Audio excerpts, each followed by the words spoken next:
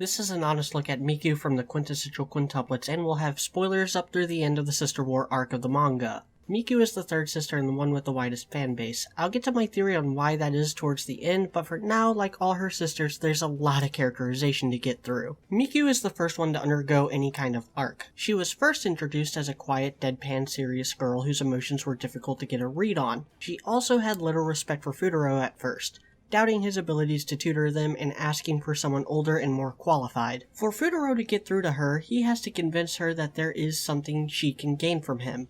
And to do that, Futaro has to actually humble himself and set an example for her by studying the one and only subject Miku is proficient at until he's able to convince her that he is worth the time. But there's a couple other things going on with their interactions here. Futaro gave them a pretest to see how far he has to take them. He asked them the first question on it later on and nobody answered. Thing is, Miku got that question right on the pretest, which means she was hiding her abilities from her sisters.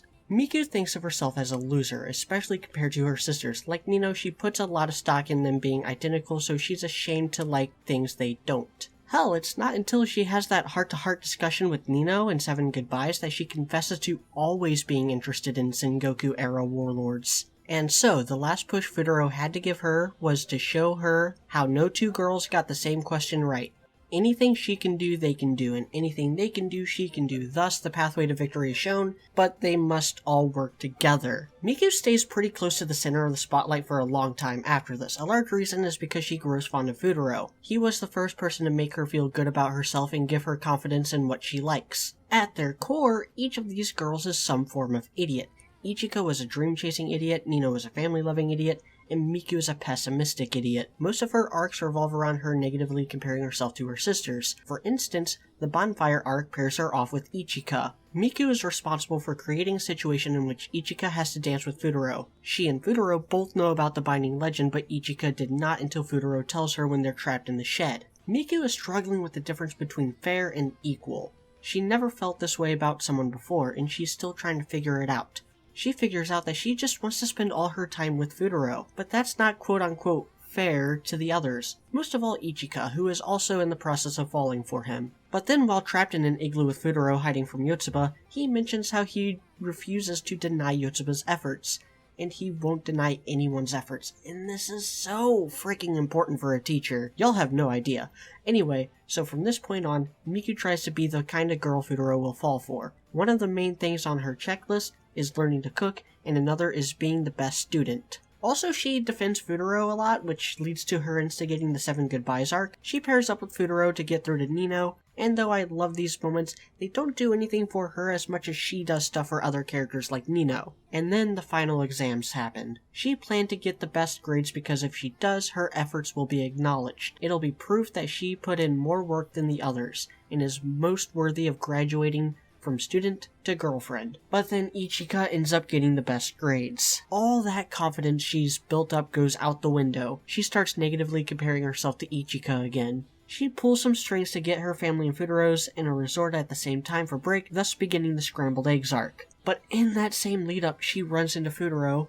He confides in her that someone confessed to him and he doesn't really know what to do. And Miku laments on a strength she simply doesn't have. The strength to confess. The strength to change their current relationship and take it to the next level. She calls herself a coward, too fearful of rejection to confess to Futaro. Luckily, Scrambled Eggs provides a good opportunity. Miku is really good at impersonating her sisters, and so if Miku can't tell Futaro she wants to be more than just a student, then Itsuki might. Futaro kinda takes it the wrong way, or more accurately their grandfather interrupts them before Miku is able to explain herself. After that, Miku spends the arc hanging out with Ichika and Itsuki, and then Itsuki discovers that Miku was the one who attempted to break things off with Futaro, and after explaining herself, Itsuki asks her to see Futaro one more time and test him. See, the main theme of that arc is that if you love these girls, you'll be able to see through all their disguises. Futaro gets the test wrong at first, but then sees something he can't explain and changes his answer to Miku, thus getting it right. So there is already a part of Futaro that loves these girls. After that, Miku spends a lot of time learning how to bake bread so that she could give Futaro a special loaf on the Kyoto trip. Little does she know, Ichika has been sabotaging her and she now also has Nino to contend with. Yotsuba rallies to support her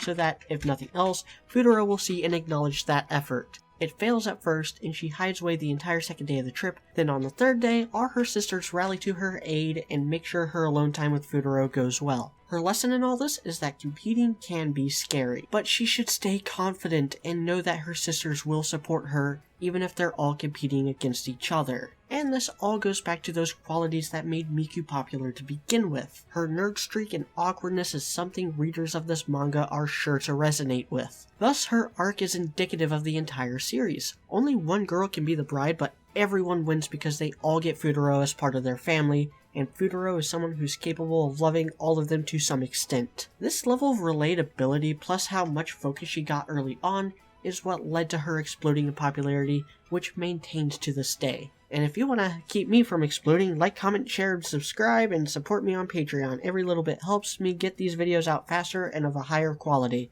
I'm Mediocrity4. Thanks for watching.